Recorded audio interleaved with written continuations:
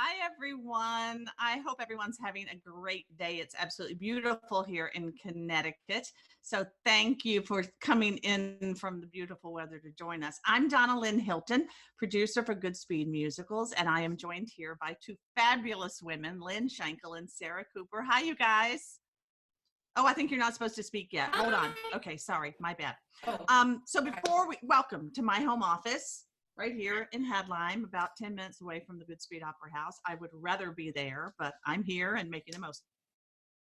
We could go in tonight, a couple of pieces of housekeeping. Everybody's clear to talk, by the way. Hi, guys. How are you? Good. How are you? Lynne and Sara, can you hear me? So excited to be here. Oops. Yes. Thank you so much for having us. Okay, Fling, I'm going to go ahead. We'll sort out what's going on. Before we get going tonight, a couple of pieces of housekeeping. If you have any questions for me or our guest tonight, you can enter them into the Q&A at either the bottom or side of your screen, depending on what operating system you're dealing with. And we'll try to get those in.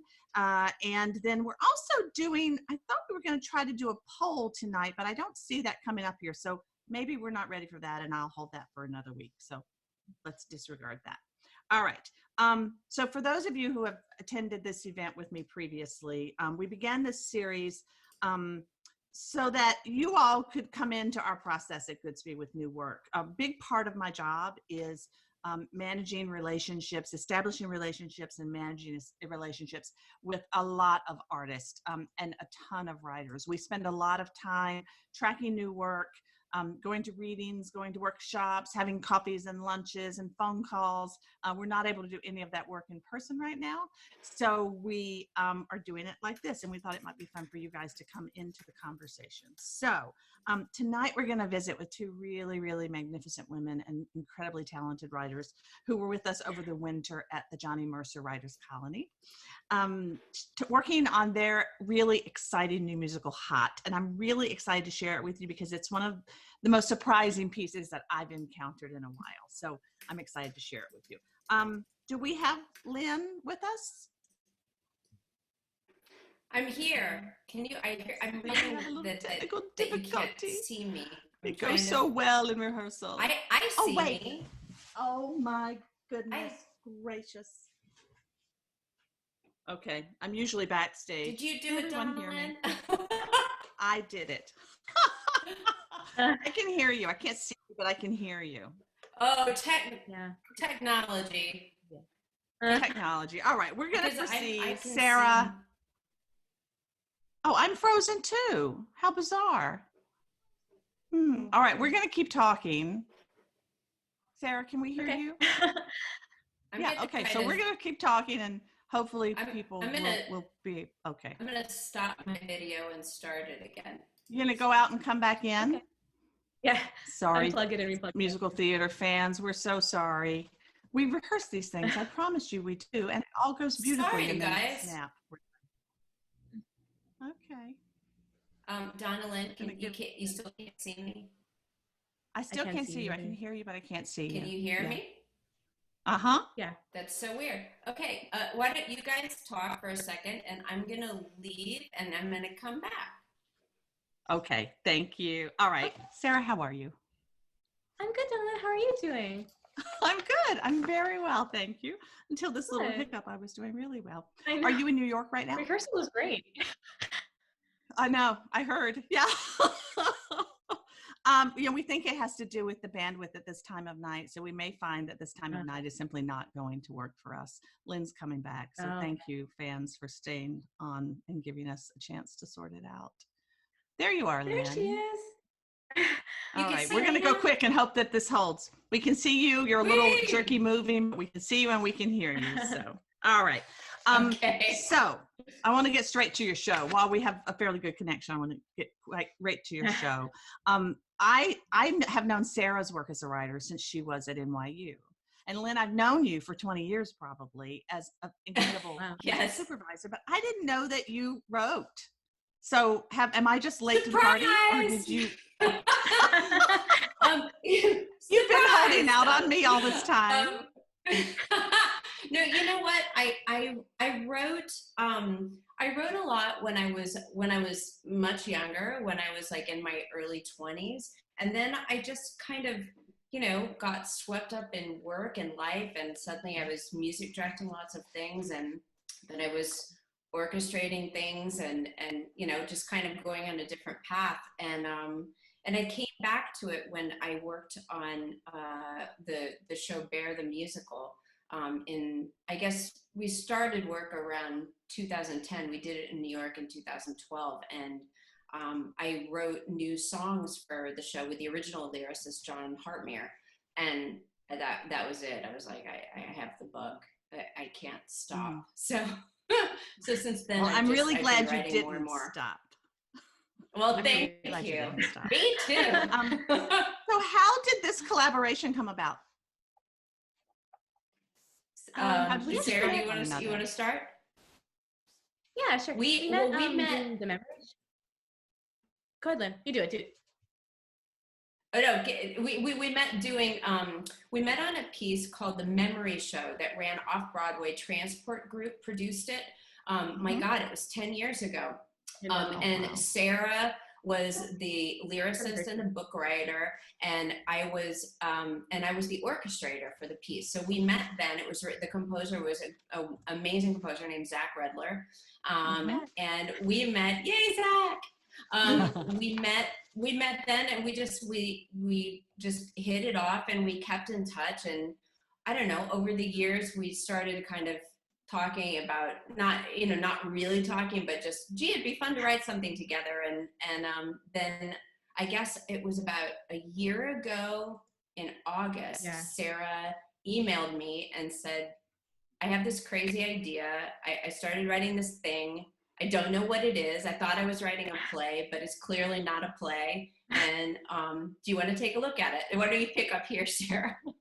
Yeah, well, what Lynn is leaving out is that I was secretly wanting to work with Lynn for years, and so it took a lot of courage for me to be like, Lynn, do you want to write this piece with me? Which, again, I did think was a play, and then became a sung-through piece, which is the opposite of a play. It's definitely the opposite of a play now. Yeah, definitely.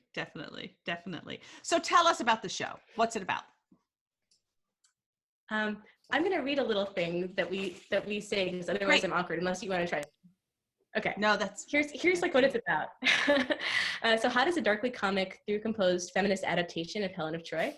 It examines the commodification of women through our lifetimes as Helen is first sexualized, then held to unrealistic beauty and gender-based standards, and finally vilified and discarded until she decides to stand up and take her power back. So that's like the basic idea of the show. Yeah. And is that it sounds like pretty like dark and scary, which it is at times, but it's also funny. It's also funny at a lot of times, and I think it's like pretty entertaining. I think it's really funny, actually. I will share with the people, you know, I had not had the kind of, I've said this to the two of you, I think I had not had the kind of reaction that I had to this piece in a long time. It just really, it really made me mad. It really made, I laughed. We love that. I sat there. So you guys did it. You were with us for 2 weeks for the Writers' Colony. And you, as part of the colony experience, writers present in the evenings a song, maybe not every day, but I had heard several pieces from the show. And then the last day that you were with us, you managed to put together a really casual sing through. I was going to say read through, but that's not the right word. Sing through of the whole piece. Lynn played and sang much of the show. You played some demos for much of the show and invited a tiny group of us to come. And it was the three of us, 3 women, and 4 men, if I remember correctly.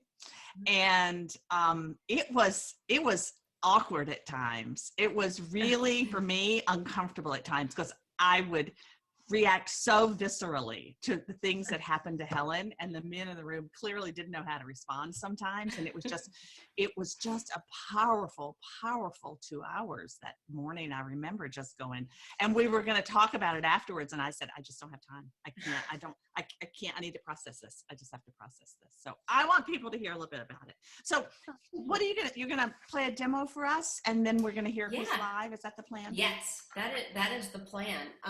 So this first number that you're going to hear is called Helen and Theseus. And at this point in the show, Helen has just turned 16, and she's kind of reveling in her newfound sexuality. She went from a kind of awkward, gawky preteen to, in our version of the show, it's kind of, whirl around, and suddenly she's, you know, the gorgeous woman that, you know, of the myth of Helen, the gorgeous woman that everyone knows her to be, that this has suddenly happened to her. And so at this point in the show, she goes to a bacchanal, which in our version is a rave. It's a contemporary party, and she meets Theseus, the hipster Ryan Gosling of the ancient world. And I think we have some some lyrics for everyone to look at. I think Frank Put up the lyric sheet so people can follow along. We're going to put up the lyrics because there's a lot of voices happening. There are a lot of voices happening during this, and we should say that, so the ravers and everyone else is our wonderful ensemble in the show is the Aegean Sea, and the Aegean Sea becomes different characters at different times, and everyone except for Helen, all of the principals except for Helen come out of the Aegean Sea, and so everyone else that you see is part of that group. Yes, we also forgot something really important. We forgot to say that it's an entirely all female plus cast. Thank you. So all women plus. Yes. Oh, this is so important to know, you guys. So yeah, all of the characters in the show, whether they are men or women, are played by female identifying, people. And I need to give some credit for this track that you're about to hear. So this track was orchestrated and produced by my very good buddy and friend of Goodspeed, August Eriksmoen, and I adore him. And the role of Theseus is being performed by Katie Lee Hill, and I am in true demo form. I'm filling in the rest of the voices that you hear. Helen and the Ravers are various psycho versions of me. So there it is. All right.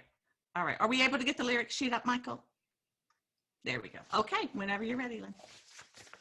Oh, Michael, sorry. And I think Michael's sharing them. Theseus, Prince of Athens, King of romance.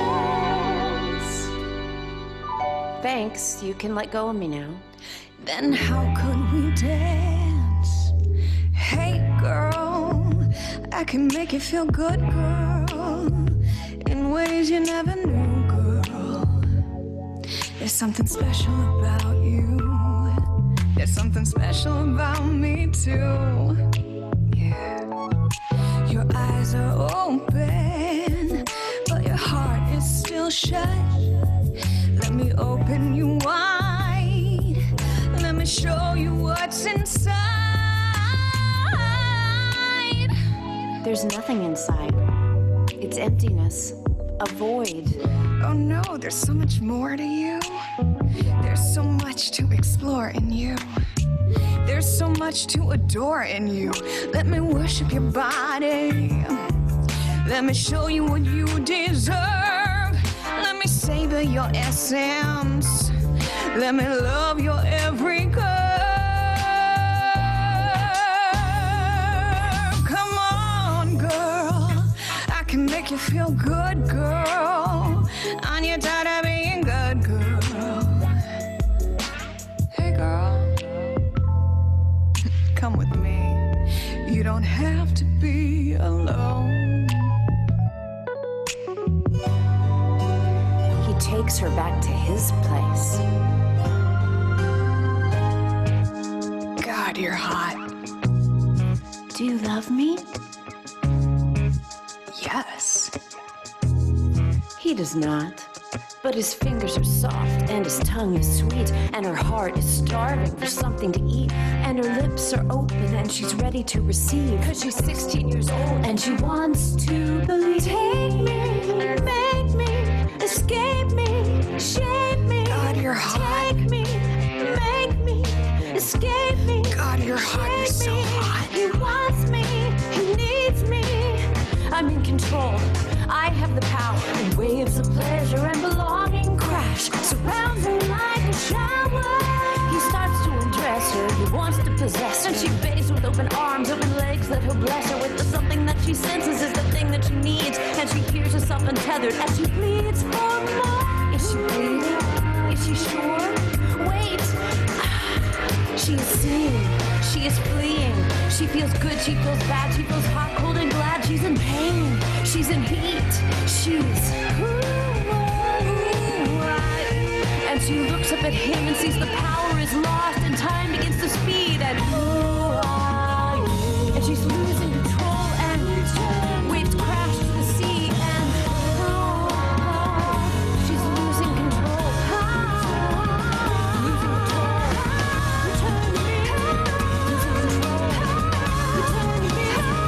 Losing control. Wait, but the call comes too late and the notion set in motion and she's riddled with explosion. Time daggers without measure, perfect torture, painful treasure that she never knew was there is now there, and he holds her, and he molds her in his arms and his eyes, and to both their surprise, he doesn't let her go. God, you're hot. Do you love me? I want you. I think that'll keep you. You. Now let's go to sleep.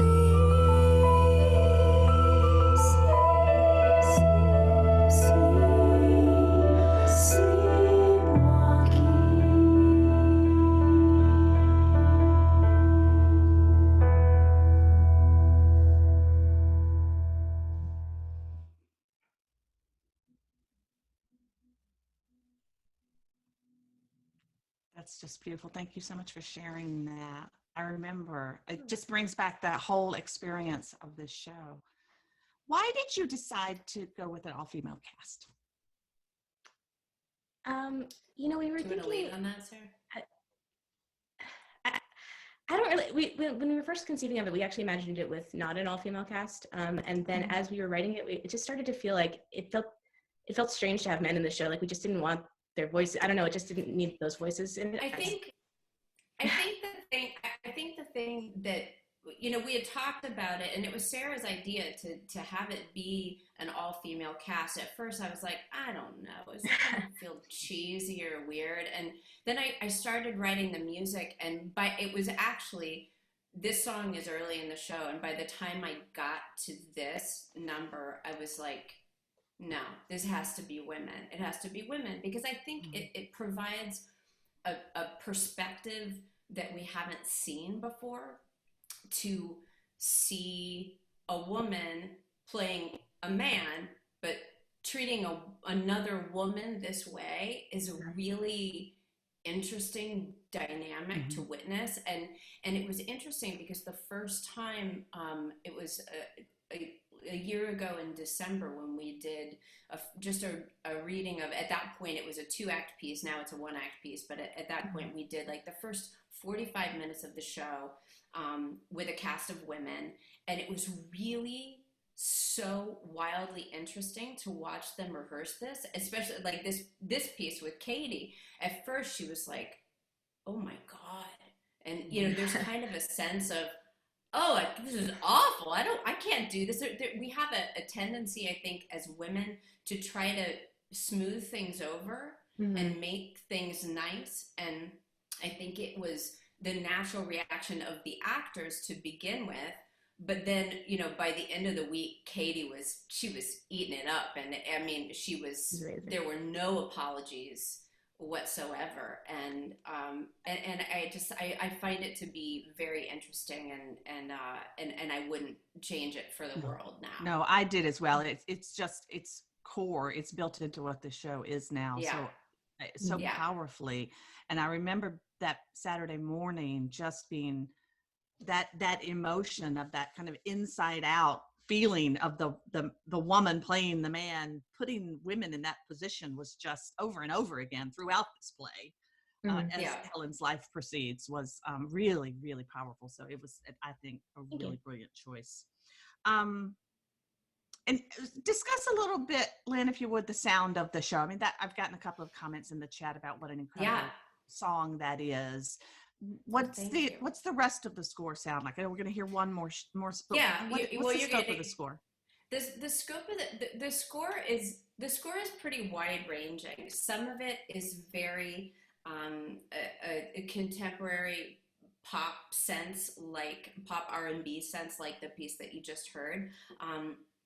It's all within some kind of pop rock R&B realm. But what I ended up doing is with different characters kind of have different sounds. And for some of, like the sound for Theseus, like when I was writing it, I was thinking, cause he's a little bit cheesy. And I was kind of thinking like, if he's like a young Justin Timberlake, you know, was kind of the idea behind that. But then some of the other characters like Menelaus, who is the older man that Helen is forced to marry, the king of Sparta, his sound is a very raw rock sound. Like he's kind of like, you know, I don't know, a mix of like Steven Tyler from Aerosmith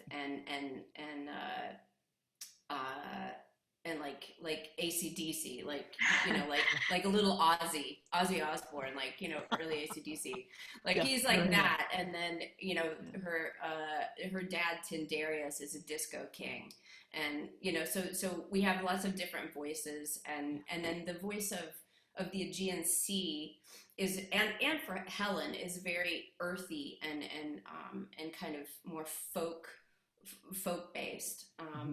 Yeah, so we kind of run the gamut a good bit.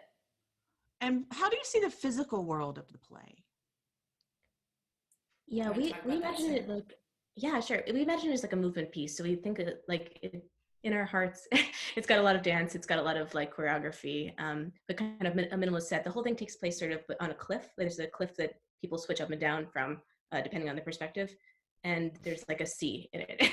So it's kind of like tell them about the top of the show, because that'll be helpful. Oh, okay, sure. So at the very beginning of the show, song. Yeah, the opening song is called Sleepwalker. There's a theme of like sleepwalking throughout the piece. At the very beginning of the show, Helen sees her mother walking. She standing at the top of the cliff, and she watches her mother down at the bottom of the cliff walking into the sea. And the story she was told by her father is that her mother went sleepwalking into the sea. And she spends the whole show sort of like unraveling what actually happened to her mother. Which brings us to this next song, I think. It does. Okay, so set up the song, please. Okay, so this next song is called Little Girl. This is the one that Lynne is singing. So at the beginning of the show, I just said Helen watches her mother walk into the sea, right? So Lida has been dead since Helen was a little girl, but she's sort of this ghostly figure in Helen's life as Helen spends the rest of the show trying to figure out what happened to her. So at this point in the show, Helen's 17 and she's been forced to marry the middle-aged king Menelaus, the king of Sparta. So in a moment of deep depression, Lida appears to her and sings the song and gives her some very bad advice. So it should be noted that this song is the opposite of our point of view. Lida is singing from a retrograde perspective that Helen has been fed her entire life and overcomes by the end of the show. So this is not our message. This is Lida's message to Helen. Exactly, and well, Lida's voice, as you'll hear, is a little retro, like her perspective. And you guys can hear me now, right? I changed my mic setup. We can hear you, but you're a little lower, so just make sure you project. Oh, can you hear me now? Is that better? I can hear you better. Yeah. Okay. And can you hear that? Yes. Okay. All right. We're gonna give her a go. Great. All right.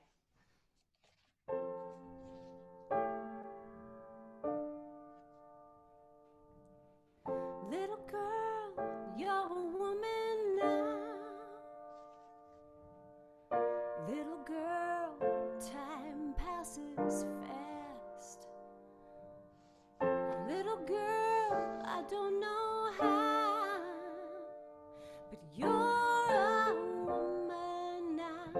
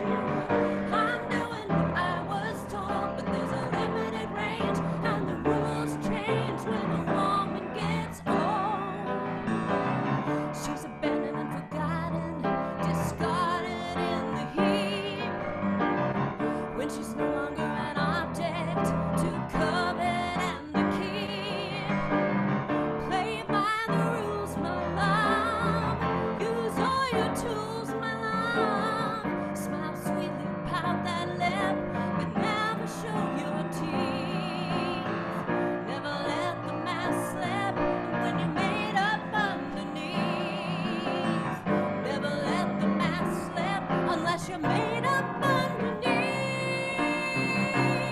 Little girl, you're a woman now. Little girl, time passes fast. Little girl, I don't know how, but you're a woman now. You're a woman now, little girl. You're a woman, little girl. Time passes fast. Little girl, I don't know how, but little girl, you're a woman now. Why won't you remember me how I was?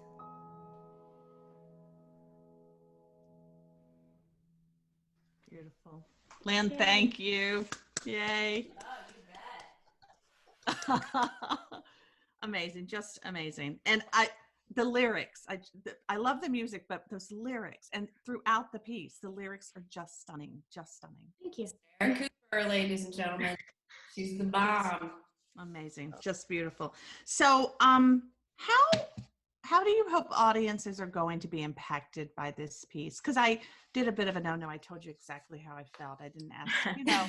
I was like, ah! You know.